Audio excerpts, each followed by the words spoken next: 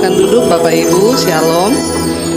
Iya, maaf Pak ya, kami terlambat. Tadinya saya pikir saya mau batalin pelayanan ini saudara, karena 2 hari saya demam, saya sakit dan rasanya aduh enggak bisa ya, pas dapat di Bogor jam 7. Dari Jakarta itu pergumulan, apalagi saya pulang dari Ambon ya, mungkin kecapean keliling ya, tetapi ya kalau saya ada, saya percaya itu karena kemurahan Tuhan, amin. Kita semua ada. Setiap pagi kalau kita masih bisa buang air kecil, buang air besar, itu kemurahan Tuhan saudara. Karena kalau enggak kita sudah di rumah sakit. Kalau sudah di rumah sakit, coba ya, bagaimana kita bisa beraktivitas. Karena tubuh ini kalau sudah terkapar tuh, saya baru merasakan ya, orang tuh kalau sakit tuh nggak bisa apa-apa gitu ya. Walaupun banyak keinginan kita, banyak kerinduan kita, tapi kalau udah sakit dalam kelemahan tubuh, ya memang nggak bisa apa-apa. Makanya kalau sehat ingat Tuhan, amin. Jangan nanti sakit baru ingat Tuhan, amin. Khususnya buat bapak-bapak ini ya. Kalau tubuhnya masih sehat dijaga, amin. Ya supaya hidup itu kita bisa menjadi berkat. Nah, tema firman Tuhan hari ini adalah menabur kebaikan, menuai berkat. Saudara, kita percaya bahwa hidup ini dikatakan bahwa dalam hidup ini ada hukum yang namanya tabur tuai ya. Hukum tabur tuai ini bukan hanya hukum Allah, tetapi juga hukum alam. Ya, hukum Allah dan hukum alam. Ya, dari Tuhan dikatakan iya, tapi alam pun ya sama. Apa yang engkau tabur itu yang akan engkau tuai. Ya, kalau kau tanam duren, maka kau akan menuai. Kecuali lagunya Bruri, buah semangka berdaun. Hafal semua nih lagunya ya. Secara alam ya, kamu tanam duren, yang kamu tabur duren, yang kamu tuai ya duren. Itu namanya hukum Allah dan hukum alam. Kalau sudah hukum Allah dan hukum alam, ya jangan dibantah, karena itu pasti benar. Dikatakan Galatia 6 ayat yang ke-7, coba kita baca. Galatia pasal 6 ayat yang ke-7, dikatakan di sana firman Tuhan 1, 2, 3. Jangan sesat. Allah tidak membiarkan dirinya dipermainkan, karena itu juga yang siapa yang ingin menuai berkat di sini? Tolong angkat tangan ya. Semua tuh kalau saya tanya siapa yang ingin menuai kutuk? Enggak ada pasti toh? Enggak ada. Masa kita mau menuai kutuk? Siapa yang mau menuai berkat? Sekali lagi angkat tangan. Alkitab berkata, jangan sesat. Allah tidak membiarkan dirinya dipermainkan. Sebab apa yang ditabur orang itu juga yang dituainya. Kalau kelakuanmu ya, engkau menabur dosa, menabur semua yang jahat dalam kedagingan, ya maka jangan harap hidupmu diberkati. Amin. Saya sering melihat orang-orang yang tidak hidup takut Tuhan, tapi pengen hidupnya baik, pengen anaknya baik, padahal dia tidak hidup menghormati Tuhan. Hidupnya itu tidak menjadi berkat. Ya, suami-suami kalau engkau tidak hidup menjadi berkat, ya jangan harap anak-anakmu itu diberkati. Ya, pasti mereka tidak akan diberkati, karena apa yang ditabur orang itu juga yang akan dituainya. Dan ternyata kesesatan itu bukan cuma oh dia pergi berdoa di bawah pohon tuh sesat. Enggak. Jangan sesat. Allah tidak pernah membiarkan dirinya dipermainkan. Kamu menabur kejahatan, maka kamu akan menuai kejahatan. Dan Tuhan tahu apa yang kita tabur dalam hidup ini. Nah, tema firman Tuhan hari ini menabur kebaikan, menuai berkat. Itu benar karena sesuai dengan hukum Tuhan. Kita lihat dari ayat dari gereja Amsal 11 ayat yang ke-24 dan ayat 25. Amsal 11 ayat 24 ayat 25. Kita baca bersama 1, 2, 3. Ada yang menyebar harta tetapi bertambah kaya. Ada yang menghemat secara luar biasa namun selalu berkekurangan. Siapa banyak memberi berkat, diberi kelimpahan. Siapa ia sendiri akan diberi minum. Ya memang saudara, untuk menabur kebaikan itu tidak hanya semua soal uang. Ya dalam hidup ini kita menabur kebaikan itu banyak, mengampuni itu menabur kebaikan. Ya, kita tidak membalas yang jahat, itu juga menabur kebaikan. Ya, tetapi kalau bicara soal berkat materi, maka kita harus masuk di dalam ya satu hal yang namanya keuangan. Ya, kita semua mau nggak hidupnya diberi kelimpahan? Siapa yang mau hidup berkelimpahan? Angkat tangan. Ya, semua mau tuh. Karena kalau orang hidup kelimpahan itu setidaknya ya satu pusing hilang gitu ya. Yang ya enggak? Ya Bapak-bapak. Dan kayaknya pusing yang paling pusing itu memang kalau tidak ada apa? Pusing yang paling pusing itu kalau nggak ada apa? Uang ya. Katanya uang nggak dibawa mati. Jangankan mati Bu, hidup aja saya nggak ada duit ini. Ya, kok bicara mati masih hidup aja nggak bawa uang ini. Saudara, kalau kita bicara tentang kelimpahan dalam hal keuangan, maka kita juga harus balik ya menabur dalam hal juga keuangan. Ayat ini berkata begini, ada yang menyebar harta tetapi bertambah miskin. Oh kaya ya. Ada yang menghemat secara luar biasa namun selalu kekurangan. Siapa banyak memberi berkat diberi kelimpahan. Siapa memberi minum ia sendiri diberi minum. Ini yang ngomong bukan saya loh. Ini yang ngomong firman Tuhan. Ya kalau saya yang ngomong saudara nggak usah percaya. Tapi kalau firman Tuhan yang ngomong maka kita harus percaya. Walaupun bertentangan dengan logika. Enak banget ngasih duit kok. Ya saya aja butuh uang. Kalau saya kasih uang maka ya saya pasti kurang.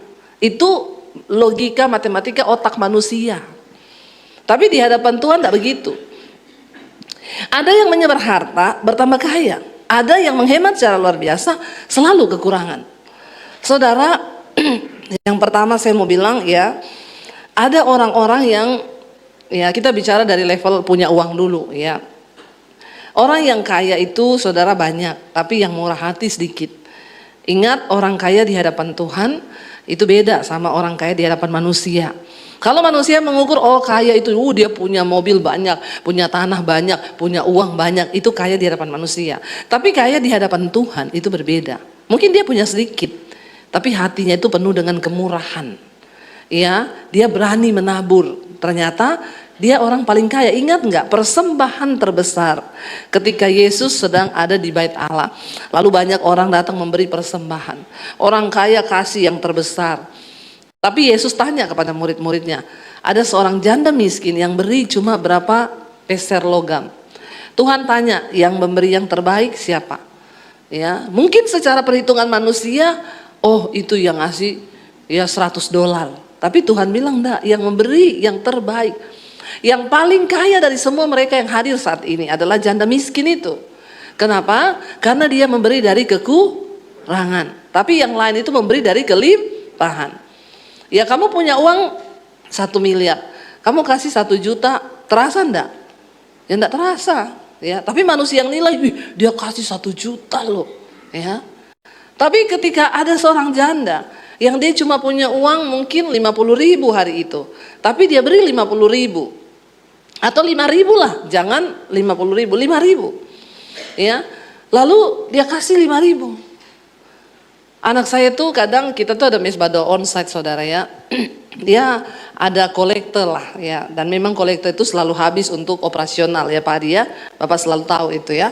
Kalau harap dari kolektor habis buat operasional saudara, untuk kasih PK pemusik, untuk bayar security, untuk kasih kebersihan tuh selalu. Anak saya tuh kadang hitung kolektor, Mam ada yang ngasih 2.000, saya bilang kamu jangan menghina loh. Itu siapa tahu orang yang tinggal punya uang 2.000 terus dia kasih, itu terbesar loh di hadapan Tuhan. Ya tapi kalau yang punya uang banyak ngasih 2.000 tuh kebangetan, terkutuk sih. Bertobat saudara ya. Masih ada nih orang Kristen datang ke gereja ngasih 2.000 nih bertobat. Nih ya. Saya tidak bicara soal saudara kasihnya berapa, tapi Tuhan menilai loh. Makanya saya bilang sama anak saya, kamu jangan hakimi loh yang 2.000 itu. Kalau dia tinggal punya uang 2.000, dia memberi yang terbesar loh di hadapan Tuhan. Ya kalau memang tinggal tuh dia punya. Ya lain cerita, ini ada yang pakai tas LV ngasih 2.000. Ini anak buahnya syaitan ini. Terus hidup mau diberkati. Jangan saudara lihat orang dari penampilannya. Banyak orang terlihat kaya padahal miskin di hadapan Tuhan. Yang ngasih 5.000, memberi ya ke toilet 5.000. Saya ngasih orang di toilet 100.000. Saya kaya banget gak? Enggak juga. Yang lebih dari kaya banyak. Yang lebih kaya dari saya banyak. Tapi soal hati saudara, ketika kita ini mau punya kemurahan. Saya tahu kalau saya khotbah begini nanti sebagian orang gini, ya iya kan karena itu kan orang kaya memberi. Kalau kita ini pas-pasan, ya berarti kau pelit. Ya, jangan tunggu kaya baru memberkati. Sikap kemurahan hati harus dimiliki dari waktu kita masih miskin. Saya ini pernah miskin. Ya, saya yakin nggak ada yang lebih miskin dari saya di sini. Saudara pernah dikejar debt collector nggak? Yang pernah angkat tangan? Nggak toh? Berarti saudara lebih kaya dari saya kan? Saya dikejar debt collector 2 tahun. Ya, bukan karena saya nggak mau bayar, memang nggak punya duit. Ya, saya pernah hidup tanpa uang 1 sen pun di tangan saya. Tapi itu tidak menjadikan saya pelit. Ya, kemurahan hati itu sikap yang diwarisi dari Allah. Karena kita bertobat, kita dekat dengan Tuhan, maka kita diwariskan sikap-sikap sifat-sifat ilahi. Kalau ada orang bilang dia Kristen tapi dia pelit, kau belum ketemu Tuhan. Orang kikir nggak masuk surga, saudara, ada ayatnya. Ya, yang tidak masuk surga itu banci, pemburit, orang berzina, ya penipu. Salah satunya apa? Orang kikir nggak masuk surga. Ya. Jadi kita tidak bisa berkata, oh saya kan, ya itu kan karena Bu Dewi kaya. Enggak, saya pernah bersaksi, saudara pernah dengar, saya tinggal punya uang 50.000. Dipinjam orang 50.000. Bergumul saya dengan suami. Bertarung dalam iman, lah besok susu anak saya habis. Tapi yang pinjam itu anaknya sakit tengah malam. Kami bergumul, Tuhan bicara, kesusahan sehari cukup untuk sehari. Besok ada kesusahannya sendiri, saya kasih tuh uang 50.000. Jadi jangan bilang, ya kita kan miskin Bu, bagaimana kita bisa menabur kalau kita masih miskin. Kemurahan hati itu sifat ilahi yang diturunkan Allah bagi orang-orang yang sudah bertobat. Ya, supaya bisa melakukan kebaikan ya kita harus bertobat dulu, ketemu Tuhan, baru bisa punya kemurahan hati. Makanya saya kalau lihat orang pelit, aduh maaf saudara, kau belum ketemu Tuhan. Nanti ya orang pelit-pelit itu, dia pikir kalau dia simpen uangnya, dia kekap uangnya ini, wah dia pasti nanti akan tambah kaya. Enggak, nanti kau sakit. Terus berobat, saya sudah banyak dengar orang-orang kayak begini, Bu, saya tuh berobat kemarin 200 juta habis, kau pelit. Percayalah saudara, bocornya itu dari situ. Ya, tapi kalau kita ini takut akan Tuhan, Tuhan lindungi, Tuhan jagai, berkat itu tidak bocor kemana-mana. Makanya yang pelit jangan terus hidup pelit, bertobat. Lihat orang yang butuh, berbagilah. Kalau keponakanmu tidak bisa sekolah, bayari sekolahnya, amin. Nggak ada amin. Ya, nggak apa-apa kalau kita diberi kelebihan, berani. Sampai hari ini saya melakukan itu dan saya tidak pernah berkekurangan. Semakin diberkati lebih, takarannya juga lebih.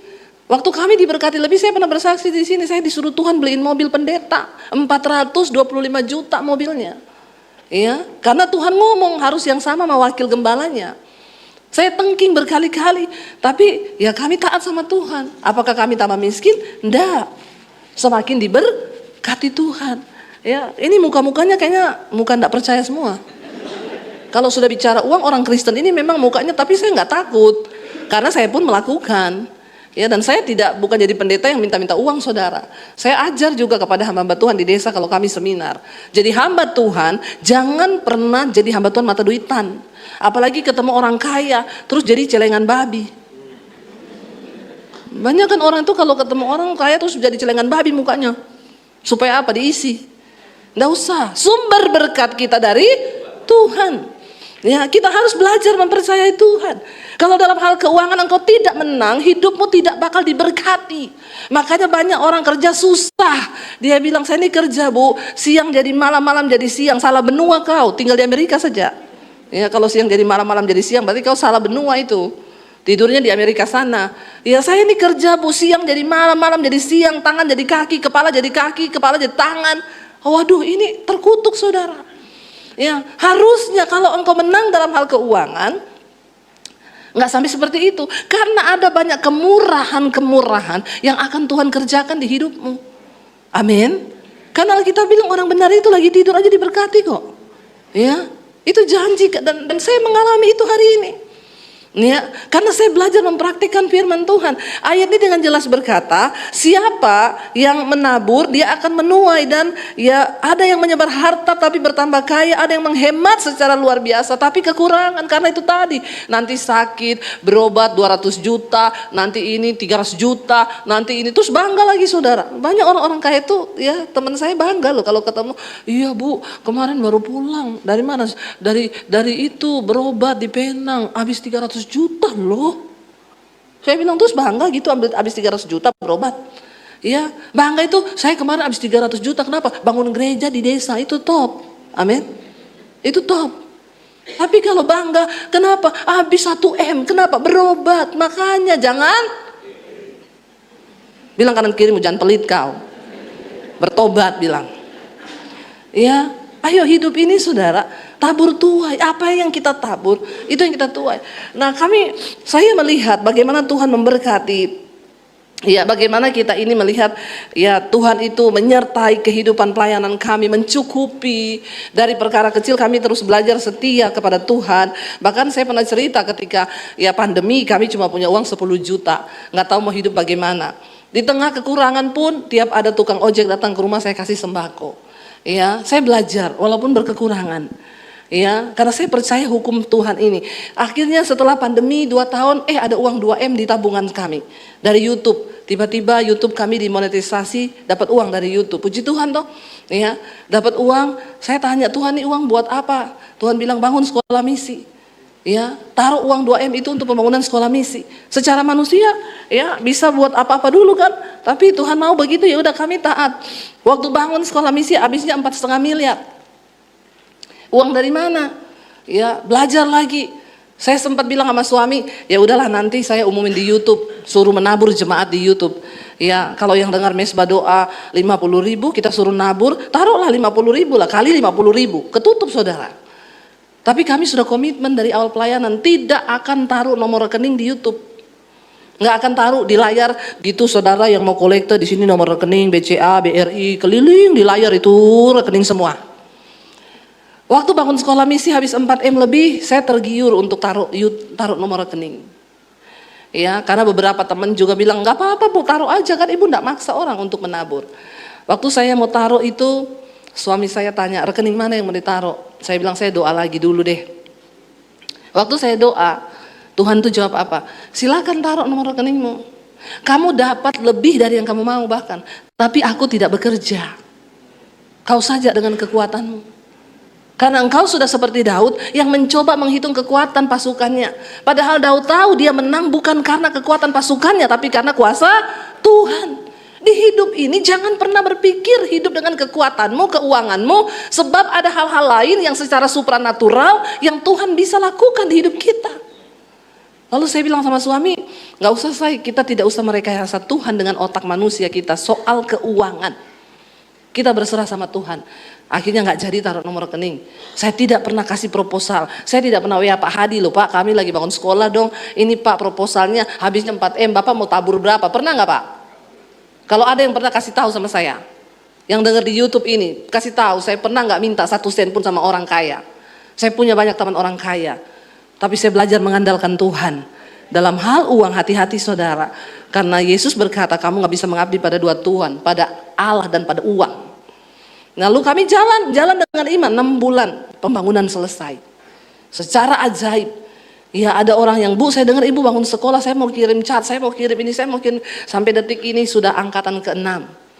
Saya tidak pernah kasih proposal sama Pak Hadi untuk topang sekolah misi yang sekolah gratis.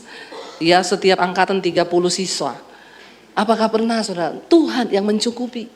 Ya jangan main-main soal uang. Ya itu Tuhan yang tahu. Apakah hari ini kami kekurangan? Enggak. Tuhan berkati, terus ada, terus mengalir. Ya, dan apa yang Tuhan sudah katakan benar, siapa memberi berkat, dia diberi kelimpahan. Ya, itu janji firman Tuhan. Kita buka bersama yuk, Lukas 6 ayat 35.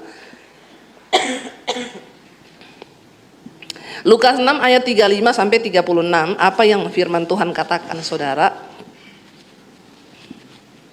Lukas 6 ayat 35 dan 36. 1, 2, 3. Tetapi kamu kasihilah musuhmu dan berbuat baik kepada mereka dan pinjamkan dengan tidak mengharapkan balasan. Maka upahmu akan besar dan kamu akan menjadi anak-anak Allah yang maha tinggi. Sebab ia baik terhadap orang-orang yang tidak tahu berterima kasih dan terhadap orang-orang jahat. Hendaklah kamu murah hati sama, amin saudara, bahkan terhadap orang yang jahat sama kita. Saya pernah saudara, puji Tuhan ya, karena ini soal menabur kebaikan, saya harus bersaksi bukan untuk kesombongan. Ya, tetapi hamba Tuhan itu harus lebih dulu yang melakukan baru bisa khotbah, amin. Supaya tidak jadi hamba Tuhan katanya. Ya, hamba Tuhan yang nggak nabur tapi khotbah soal nabur, pret itu. Namanya berteori, nggak mungkin. Setelah kami diberkati lewat YouTube, puji Tuhan, setiap bulan ada puluhan pendeta yang kami berkati. Ya, mulai dari 1 juta, 1,5, 2,5. Kalau yang ada anaknya kuliah saya kasih 2,5 juta. Gembala-gembala. Ya, itu puluhan saudara setiap bulan. Ya, saya tergerak sendiri dan Tuhan yang menggerakkan. Lalu tidak pernah diem. Ada pastori atau gereja yang kami bangun. Ya, setiap bulan. Selesai satu lagi. Selesai satu lagi. Apakah kami tidak punya pergumulan? Punya. Saya ini lagi nyicil tanah sekolah misi. Ya, punya pergumulan. Tapi saya waktu itu beralasan begini, Tuhan, kan ini sudah saya ini lagi nyicil tanah sekolah misi. Tadinya dipinjamkan tapi akhirnya dijual. Ya, tadinya saya nggak pengen beli, tapi lewat beberapa peneguhan akhirnya Tuhan suruh kami beli tanah itu. Ya, hampir 5 miliar saudara. Dan saya tuh bilang, Tuhan kan kami ini lagi ada tanggungan nih, bayar cicilan tanah. Berarti saya stop dulu yang lain-lain. Ya, yang lain-lain stop lah Tuhan ya, supaya uang ini saya alokasikan. Apalagi ada orang yang saya tabur tiap bulan itu ternyata dia jelek-jelekin saya di luar. Ya, jahat saudara orang ini. Saya taburi dia tiap bulan, tapi dia jelekin saya di luar. Nama saya, padahal saya tuh enggak terlalu dekat. Ya, ada loh. Dan ini dari dalam daging. Saya dengar dari beberapa orang, saya pengen hentikan, tapi Tuhan tegur dengan ayat ini. Ya, Tuhan bilang begini kan. Ya, upahmu akan besar di surga. Allah yang maha tinggi, bahkan musuhmu itu dibilang ya, berbuat baiklah kepada mereka, kepada musuhmu. Ya, beri pinjaman, jangan berharap ganti. Ya, maka upahmu akan besar loh, kata Tuhan di surga, dan kamu akan menjadi anak-anak Allah yang maha tinggi. Sebab ia baik terhadap orang-orang yang Tuhan itu baik bagi orang yang tidak tahu terima kasih, dan terhadap orang-orang yang orang jahat. Bahkan untuk orang jahat dia masih baik. Buktinya dia terbitkan matahari untuk orang jahat. Tuhan tidak pilih-pilih ya. Oh, di rumahnya orang jahat itu tidak usah ada matahari, terus gelap rumahnya gitu. Ya, jadi kalau kita jalan itu rumah orang jahat tuh ya, tidak ada matahari tuh ya. Berarti jahat ya, enggak toh? Mau jahat mau baik sama-sama dapat matahari. Dikatakan di sini, saya kaget waktu dapat ayat ini. Tadinya saya bilang saya mau stop, terutama sama dia itu orang nggak tahu terima kasih, jahat. Tapi saya dapat ayat ini. Ya, dikatakan hendaklah kamu murah hati sama seperti Bapamu murah hati. Lalu saya bilang, Tuhan saya stop dulu ini karena saya mau fokus untuk nyicil tanah. Saya alihkan ke sana. Nggak ada taburan buat hamba Tuhan, nggak ada pembangunan gereja dan pastori di desa. Saya alihkan ke sana. Tapi Tuhan tuh ngomong, nggak boleh. Itu harus tetap jalan. Nanti yang ini ada, tenang aja, kamu berjalan dengan iman. Berat nggak saudara? Berat. Ya Tuhan, maksudnya ya bagaimana ya, secara logika otak manusia ini kan nggak bisa. Tapi saya mau belajar taat. Berapa waktu yang lalu, 2 bulan lalu, ada gereja yang sudah saya bangun di desa. Dulu gerejanya itu tanah, mereka cuma pakai terpal. Dan saya kenal pendeta ini waktu kita seminar hamba Tuhan di Makassar. Waktu seminar hamba Tuhan itu istrinya bersaksi dia sudah mau melarikan diri dari tempat pelayanan. Karena kolektornya itu uang 500 yang sudah busuk, yang sudah berkarat, tidak kelihatan lagi angka 5-nya. Itu kolektornya ya di desa. Dia menggembalakan jemaat-jemaat miskin. Dia bilang, Bu, untuk kami beli beras aja nggak cukup. Jadi waktu seminar hamba Tuhan itu, dia sudah bawa pakaian lebih karena mau lari. Udah nggak mau balik lagi ke pedalaman itu. Tapi ketika dia dengar khotbah saya, Dia di jamaah Tuhan dia nangis. Jadi dia bersaksi di akhir sesi seminar 3 hari itu. Ada malam kesaksian dari pendeta-pendeta desa ini. Suami istri ini maju. Istrinya bersaksi sambil menangis. Saya di jamaah Tuhan, di retreat hamba-hamba Tuhan ini. Tadinya saya sudah mau lari, saya sudah bawa pakaian semua. Saya sudah tidak mau balik, tapi waktu saya dengar khotbah Ibu Debbie, saya ditegur Tuhan, saya mau bayar harga Ibu, sambil bercucuran air mata. Lalu saya digerakkan Tuhan.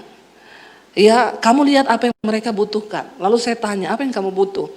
Mulai sekarang setiap bulan saya akan tabur untuk pelayanan kalian. Dan apa yang kamu butuh? Bu, gereja kami tanah, cuma pakai terpal. Ya udah, atur pembangunannya. Nanti kamu minta bahan-bahan ke toko bangunan, saya minta nomor rekening toko bangunannya. Apa yang kamu ambil saya bayar ke situ. Tiap diambil bahan dia foto. Dibangunlah gerejanya. Sudah pasang keramik, pasang tembok, jadi saudara. Dia kirim video, Bu kami sudah ibadah Natal di tempat yang layak. Sudah keramik begini. Ya walaupun memang di desa tapi udah ada keyboard, speaker, lumayan lah puji Tuhan. Yang ikut ibadah ada 100-an waktu Natalan. Tiba-tiba 2 bulan lalu dia kirim, Bu pastori kami roboh karena angin kencang. Dalam hati saya, ya suruh orang lain lagi lah, jangan saya terus. Saya kan sudah bangun gerejamu. Saya pura-pura tidak mau lihat. Ya, malah saya lihat. Saya baca totalnya hampir 60 juta sudah dihitung tukang kalau bangun pastori. Habisnya 60 juta. Makanya ini ibu-ibu yang suka beli tas 60 juta itu jadi satu pastori loh. Kau cuma bawa tas ini. Ya, itu satu pastori di kampung. Ya, bertobat ya. Kalau kau bisa beli tas satu, bangun pastori satu, amin. Karena ibu-ibu ini banyak gaya ini kadang-kadang. Ya, sok-sokan gaya tapi kau miskin di hadapan Tuhan. Saya ngomong begini karena saya melakukan. Saya bisa mempertanggungjawabkan di hadapan Tuhan. Kadang pendeta nggak berani ngomong karena dia juga nggak melakukan. Ya, lalu saya pura-pura nggak mau lihat. Itu WA. Saya dalam hati sudah saya bangunin gerejanya, sekarang mau minta dibangunin pastori lagi. Dan kita ini nggak ada donatur tetap loh saudara. Saudara pikir, oh ada Bu Debbie punya donatur dari Amerika yang kasih 1 M pret. Nggak ada.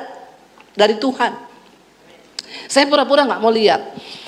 Tapi di hati ini berkecamuk. Satu saat saya ada transfer uang saudara ke salah satu ini untuk bayar sesuatu, salah transfer 35 juta. Jadi nomor rekeningnya itu sama, cuma beda angka di belakang. Yang 16, yang 11. Salah pencet ke transfer. Saya telepon Bank BCA, Mbak, saya salah transfer 35 juta, bisa diblokir nggak? Maaf Bu, nggak bisa, sekarang kami nggak bisa blokir. Ya kalau salah transfer gitu, Ibu berdoa saja, karena bank juga nggak bisa apa-apa. Kalau orangnya mau kembaliin, dibalikin, kalau enggak. Waduh, ya stres saya saudara. Nah itu Tuhan mulai bicara, makanya kau jangan pura-pura tutup mata sama itu pastori. Kadang-kadang saudara, kalau mau hilang sekejap itu duit, entah bagaimana hilang. Saya minta ampun, Tuhan ampuni saya Tuhan. Saya mau coba urus, saya bilang ke mbaknya, Mbak tolong urusin ya. Iya Bu, Ibu kirim, panjang prosesnya. Saya telepon ke Halo BCA, itu kan tunggu Halo BCA itu seperti tunggu jodoh ya. Ya kalau telepon tuh lama sekali, nanti sebentar Ibu mohon menunggu, dengar lagu, latih putus. Saya sudah tunggu lama, akhirnya saya pergi menghadap ke bank, ya tempat rekening itu ada, dia di bank ini terdaftarnya.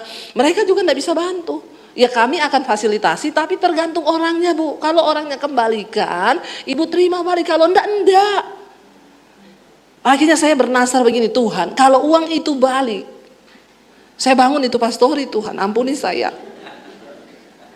Lama loh saudara, 1 bulan lebih prosesnya. Ya, akhirnya orang itu balikin. Ya saya bilang, oke Tuhan, saya tidak mau ambil uang ini. Ya mengerikan ya kalau Tuhan ambil berkat kita itu saudara. Aduh sedetik aja cuma salah pencet 1 angka. Hilang sudah. Akhirnya balik, saya WA dia. Oke. Jadi bagaimana? Mana fondasimu? Mana foto-foto anumu ini Bu? Ya udah kamu pergi ambil seperti biasa di toko bangunan. Ya ambil bahan-bahan. Jadi sekarang sudah lagi proses pembangunan saudara. Ya saudara, ya dan ternyata saya pelong akhirnya. Ya terlebih berkat memberi daripada menerima itu benar. Ya makanya saya tidak rela tuh beli tas mahal, beli apa mahal. Ya saya kalau pakai tas mahal tuh percayalah dikasih orang, kasio. Semua kasio. Ya jadi saya bersyukur kemurahan Tuhan itu terjadi. Ya dalam hidup kita. Saudara, saya ini cuma perkara kecil ya tentang kemurahan Tuhan. Bagaimana ketika kita ini hidup belajar menabur. Saya tuh loh bilang sama suami, aku tuh pengen loh ya sekali-sekali gitu, pengen punya kalung berlian salib. Supaya saya khotbah itu pakai kalung berlian salib tuh keren gitu. Tapi setiap kali lewat di toko berlian saya tanya, nggak jadi beli. Kenapa? Mahal. Bisa nggak saya beli? Bisa, saya bisa beli, bisa. Tapi di hati itu nggak tega, karena jadi satu pastori itu. Ya, kalung berlian jadi 2 pastori. Tiba-tiba saya pelayanan di satu tempat. Habis pelayanan ada ibu-ibu masukin sesuatu ke tas saya. Bu, nih ya, saya digerakkan Tuhan beliin ibu kalung. Sampai di rumah saya buka ini, berlian asli. Nggak usah tanya harganya. 2 pastori. Tapi saya nggak beli. Ini loh contoh kemurahan Tuhan. Ya, kita nggak perlu beli sesuatu yang mahal waktu kita pengen. Tuhan tuh kasih loh. Saya nggak beli, tas saya nggak beli, semua saya nggak beli, Tuhan kasih. Ya, asal kita nih tahu bagaimana melakukan dengan kita. Saya nggak suruh saudara bangun pastori, enggak. Tapi kau jangan jadi orang yang pelit. Lihat kanan kirimu, belajar. Lihat orang di pinggir jalan susah, kau punya uang, berbagilah 100.000 di dompet, kasih dia 20.000, mungkin itu berguna untuk makan, amin. Karena kita nggak pernah tahu kan, ya. Ayo saudara, dikatakan oleh firman Tuhan, karena Bapamu itu adalah murah hati, makanya kamu juga harus murah hati. Terakhir Pengkhotbah 11 ayat yang pertama. Pengkhotbah 11 ayat yang pertama dikatakan, baca bersama, firman Tuhan berkata, lemparkanlah rotimu ke air. Pengkhotbah 11 ayat 1, baca 1, 2, 3. Lemparkanlah rotimu ke air, maka engkau akan mendapatnya kembali lama setelah itu. Artinya apa? Taburan yang engkau beri untuk orang lain, satu saat itu pasti akan berbalik kembali kepadamu. Ada banyak kemurahan Tuhan yang lain, ya, yang bentuknya mungkin tidak selalu uang, kesehatan, ya, kekuatan, ya, anak-anakmu dalam pemeliharaan Tuhan. Mereka hidup dalam perlindungan Tuhan. Itu juga adalah bukti berkat Tuhan dalam hidup kita. Karena itu Bapak Ibu, jangan jadi orang yang pelit, ya. Jangan jadi orang yang tidak bermurah hati. Murah hati juga artinya apa? Kalau ada orang bikin salah, cepatlah memaafkan. Jangan hidup dalam kepahitan. Karena firman Tuhan berkata, kalau kau menabur kemurahan, engkau akan menuai kemurahan dan berkat-berkat yang dari Tuhan. Ya, saya undang para imam musik maju ke depan. Kita sama-sama nyanyikan lagu tadi, kemurahanmu itu lebih dari hidup. Karena kita sudah mengalami kemurahan Tuhan. Karena kita sudah mengalami kebaikan Tuhan. Ya, maka dari itu mari kita menjadi orang-orang yang murah hati di hadapan Tuhan. Mari kita menjadi orang-orang yang penuh kemurahan. Ya, apapun yang Tuhan mau kita lakukan. Kalau hari ini Tuhan mau engkau lepaskan pengampunan, mengampunilah. Kalau hari ini Tuhan mau engkau menabur sesuatu, mungkin itu uang terhadap orang yang membutuhkan, taburlah. Bangkit berdiri bersama saudara.